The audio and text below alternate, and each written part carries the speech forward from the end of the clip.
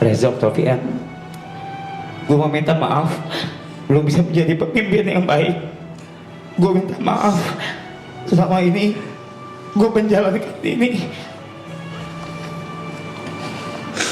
dengan grief yang seharusnya gue kesampingkan. Gue minta maaf belum bisa ngasih keputusan-keputusan yang baik. Gue minta maaf membuang waktu lebih dari 2 bulan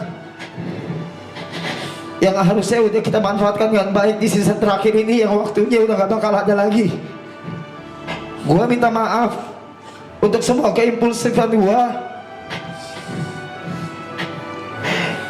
yang harusnya jalan tapi akhirnya gak jalan. Gue minta maaf atas semua kesalahan gue,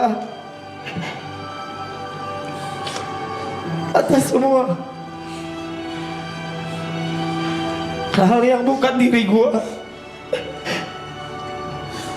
atas semua yang gue lakukan atas pandangan orang lain. Gue minta maaf, gue belum bisa menjadi pemimpin yang baik. Gue minta maaf. Terima kasih. Gue minta maaf.